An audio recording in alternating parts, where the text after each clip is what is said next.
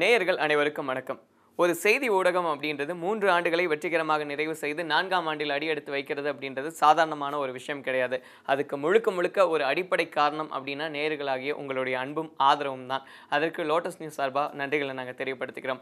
இந்த நேரத்தில் அதாவது ஞாயிற்றுக்கிழமை 5:30 மணி ஆயிடுச்சு அப்படின்னா சினிமா சம்மந்தப்பட்ட பாடல்கள், காட்சிகள், ட்ரெய்லர்கள் இதெல்லாமே தான் நீங்கள் பார்த்து ரசிச்சிருப்பீங்க. இப்போவும் கூட சினிமா சம்மந்தப்பட்ட ஒரு நிகழ்ச்சியை தான் பார்க்க போகிறீங்க. ஆனால் அதில் சின்ன ஒரு வித்தியாசம். அது என்னன்னு சொல்கிறதுக்கு முன்னாடி வளர்ந்து வரக்கூடிய கலைஞர்களை கௌரவப்படுத்த வேண்டியதும் வளர்க்க வேண்டியதும் நம்மளுடைய பொறுப்பு தான். அந்த விதத்தில் வளர்ந்து வரக்கூடிய வீணை இசை கலைஞர் மோனிஷா அவங்களுடைய திறமைகளை இன்னைக்கு நம்ம கூட காட்ட போறாங்க. ஸோ சினிமா பாடல்களை கேட்டு ரசிக்கிறது அப்படின்றது ஒரு விதம் இருக்கு. அதாவது இசையை கேட்கறது, வரிகளை கேட்கறது, இதை தாண்டி அந்த டிவியில் வரும்போது அதனுடைய காட்சி அமைப்புகளை எல்லாம் பார்த்து ரசிக்கிறது, தியேட்டரில் போய் ரசிக்கிறது, இதெல்லாமே அதில் உள்ளடங்கும். இதெல்லாம் தாண்டி ஒரு பாடலை நம்ம அந்த இன்ஸ்ட்ருமெண்ட் மட்டும் ப்ளே ஆகிட்டு இருக்கு அப்படின்னா அதை உட்காந்து கேட்கறதுக்கு அப்படின்றது ஒரு ரசனை இருக்குது நம்மளுக்கு. ஸோ அந்த ரசனையை தான் இன்னைக்கு நீங்கள் அனுபவிக்க போகிறீங்க அப்படின்றத சொல்லலாம். ஸோ இது 4ஆம் ஆண்டு சிறப்பு நிகழ்ச்சியான சரிகம.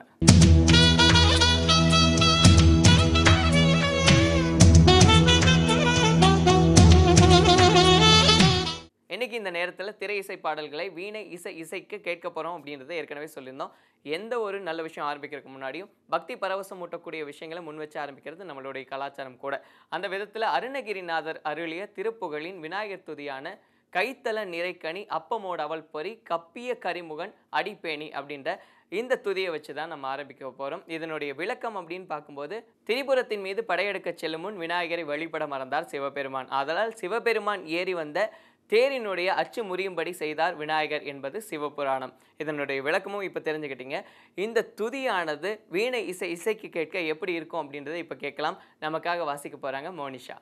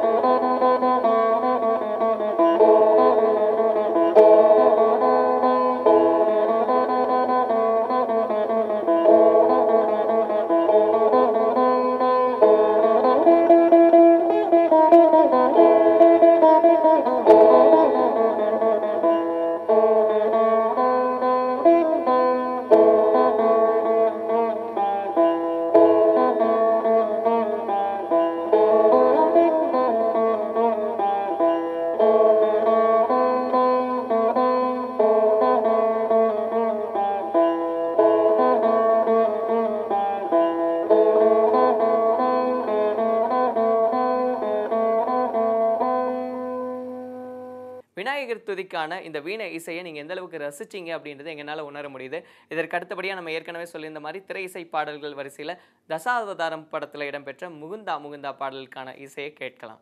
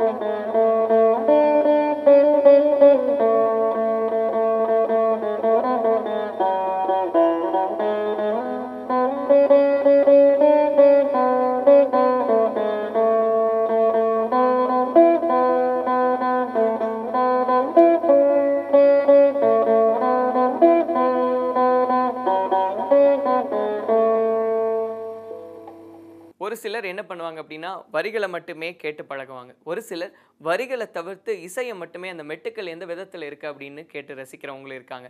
ஸோ இதை நேரடியாக உங்களுக்கு வீணை இசையாக கொடுக்கும்போது அதனுடைய சுவை அப்படின்றது எந்த விதத்தில் இருக்குது அப்படின்றது உங்களால் உணர்ந்துக்க முடியும் அப்படின்றது நம்புகிறோம். அடுத்தபடியாக திருமணம் எனும் நிக்கா திரைப்படத்திற்கான ஒரு பாடல் இசைக்கு கேட்கலாம்.